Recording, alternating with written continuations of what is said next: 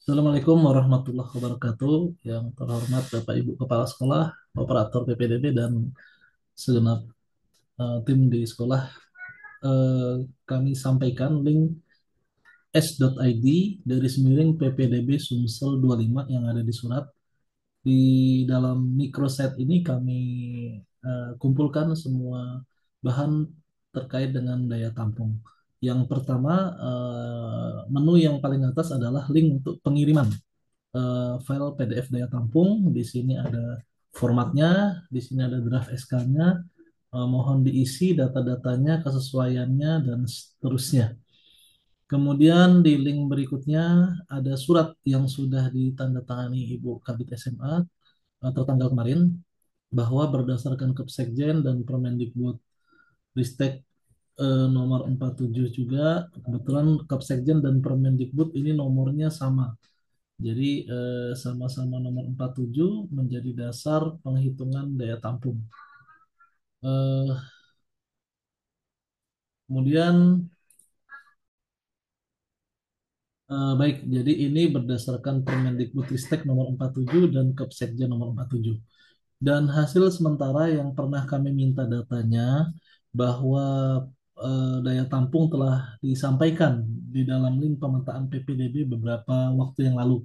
Namun kami belum yakin sehingga diperlukan pengecekan langsung. Kami mohon dicek, kemudian diisi dalam format usul daya tampung, baru dikirim ke dalam link tadi. Diharapkan tentu hari Jumat nanti sudah terkumpul karena daya tampung ini berdasarkan peraturan menteri, ini juga kami sampaikan lampirannya dari Kepsekjen maupun dari Permendikbudristeknya, dan bisa juga dilihat berdasarkan PPT-nya untuk lebih jelasnya.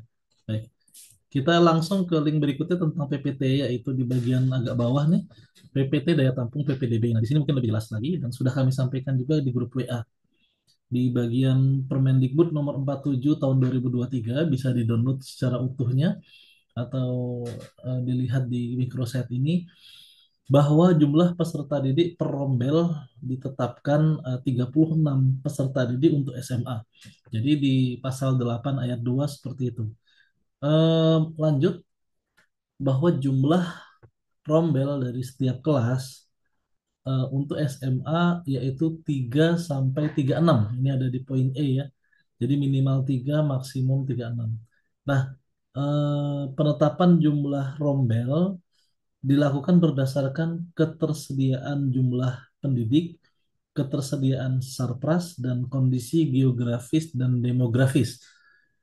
Dan di sini ada pengecualiannya bahwa jumlah rombel per satuan pendidikan dapat dikecualikan dari ketentuan sebagaimana dimaksud pada ayat 5 yang tadi minimal 3 maksimum 36 apabila dalam hal satuan pendidikan merupakan baru didirikan, melaksanakan double shift atau kelas rangkap, dan atau berada di daerah khusus sesuai dengan ketentuan peraturan perundang-undangan. Nah, di sini disebutkan juga dalam Permendikbud nomor 47 bahwa eh, penetapan jumlah peserta didik per rombel yang 36 tadi dilakukan berdasarkan ketersediaan jumlah pendidik atau guru, ketersediaan sarpras, dan kapasitas anggaran penyelenggara satuan pendidikan.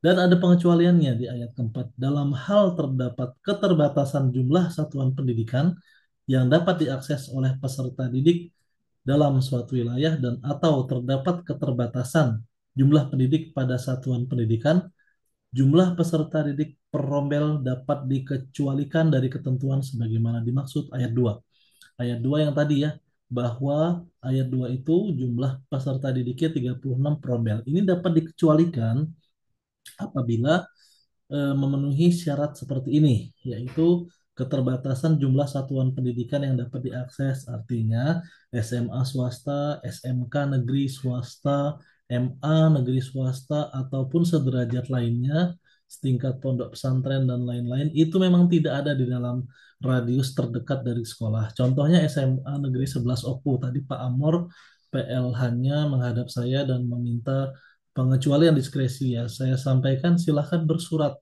kepada kepala dinas, PDF-kan saja, kemudian lampirkan analisisnya, sebaran sekolahnya, geografis, demografisnya, analisis, lakukan kajian, dan lampirkan juga format daya tampung yang diusulkan. Nah, seperti itu. Ada juga Bu Yusri. Bu Yusriati di Banyu juga menyampaikan seperti itu, karena tidak ada sekolah lain di sekitarnya, negeri dan swasta. Maka nanti kami kumpulkan dulu yang kondisi-kondisi khusus ini untuk kami surati dulu kementerian untuk memastikan bahwa nanti dalam hal penguncian dapodik bisa menyesuaikan pada hasil persetujuan kementerian. Yang berikutnya yaitu Kepsekjen nomor 47. Ini yaitu terkait dengan halaman 5, kapasitas daya tampung sekolah kelas 10 berdasarkan jumlah lulusan SMP atau sederajat. Maka dilakukan dulu pemetaan. Kami sudah meminta data pemetaan berdasarkan SMP, MTS atau sederajatnya berapa sih yang sebaran yang ada di sekitar sekolah, dihitung dari SMP terdekat atau suprayon mungkin pendekatannya. Kemudian berdasarkan wilayah administratif atau eh, wilayah geografis juga ditentukan. Dan nanti dalam pemetaan itu ditentukan metode. Jika masih ada wilayah zonasi, maka ada 3 poin pilihan penentuan wilayah zonasi berdasarkan radius, berdasarkan wilayah administratif, atau metode lainnya.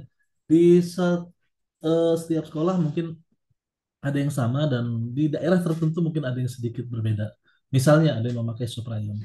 Lanjut, maka kita dari pemetaan membuat yang namanya proyeksi. Ini juga sudah kami minta. Eh, Setelah itu, maka penghitungan daya tampung menggunakan rumus dikali 36.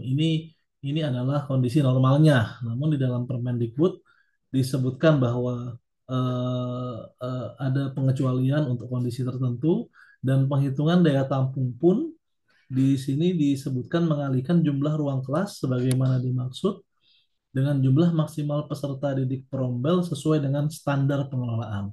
Artinya sesuai dengan Permendikbud nomor 47 tahun 2023 yang telah kita bahas tadi. Itu yang terkait dengan penjelasan surat tadi ya yang kami tuangkan dalam PPT supaya lebih jelas. Next, kita akan coba lihat lagi di sini ada eh, format daya tampungnya. Ini Excel. Silahkan dilakukan download saja file, kemudian eh, download Excel, kemudian diisi, atau mau di download PDF, kemudian diisi tulis tangan juga boleh, di scan PDF. Di bawah ini ada tanda tangan pengawas, dan nanti kami di dinas sudah membagi tugas, ada staf yang akan melakukan verifikasi secara online. Kepala sekolah mohon tanda tangan dan cap sekolah. Jika memang pengawasnya belum ada, kirim dulu yang ada, nanti bisa disusulkan, dikirim lagi. Mengingat waktunya hanya sampai hari Jumat ya. Nanti silahkan dilengkapi lagi yang sudah ada pengawasnya kalau memang belum ada. Bahkan ada juga yang kepala sekolahnya sedang di luar Sumsel, silahkan atas nama kepala sekolah wakil lulus sementara nggak apa-apa. Baik, itu formatnya. Kemudian selanjutnya kami membuat grup WhatsApp. Ini merupakan tindak lanjut dari grup wilayah zonasi dulu. Kami rename saja namanya menjadi grup daya tampung. Dan mungkin nanti akan kami ubah lagi namanya menjadi grup wilayah zonasi tergantung tahapannya ya. Sekarang kita ada di tahapan daya tampung dulu. Silahkan join jika belum. Eh, Next, di sini ada informasi draft SK daya tampung ini berdasarkan hasil pemetaan. Ini yang dulu dikirimkan, apakah benar atau salah tentu ada di Bapak Ibu, tolong dicek betul-betul. Jika memang salah, maka di dalam Google Form-nya di sini kami sudah sampaikan hasil pengecekannya apakah benar atau salah. Apakah daya tampung sudah benar? Sudah belum? Silahkan dijawab sehingga kami bisa lebih teliti. Jangan sampai terjadi typo, salah ketik yang merugikan Bapak Ibu berproses dapodik. Pengalaman tahun ini sangat lama ya, hampir setengah tahun kita berproses. Baru clear and clean semuanya dan tahun depan menurut kementerian tidak ada toleransi untuk penambahan atau pembukaan kunci dapodik. Jadi kami akan sangat berhati-hati, tentu Bapak Ibu juga mohon dengan ngecek dengan hati-hati. Next, kami selanjutnya hanya membuat semacam rekap-rekap saja. Ini rekapitulasi yang sudah mengirim per hari ini. Karena ini belum deadline, jadi wajar masih 25%. Terima kasih Kota Palembang sudah 70% lebih, disusul oleh Banyu Asin Lubuk Linggau juga sudah cukup tinggi. Terima kasih. Di sini juga ada OI cukup banyak juga. Lanjut, di sini ada daftar yang sudah kirim, bahkan kita bisa saling ngecek. Ini bisa diklik linknya, apa yang dikirimkan Bapak Ibu. Nah, yang memerlukan akses ini, oke, nanti kita perbaiki. Dan di sini yang belum kirim juga kita list sekolah-sekolah yang belum mengirimkan daya tampung untuk menjadi atensi. Mungkin itu saja Bapak Ibu yang bisa kami sampaikan di penjelasan ini. Tadinya kita mau rapat Zoom mengingat waktu dan banyak yang sudah libur. Jadi kami izin menjelaskan secara video WhatsApp ini. Demikian, Assalamualaikum warahmatullahi wabarakatuh.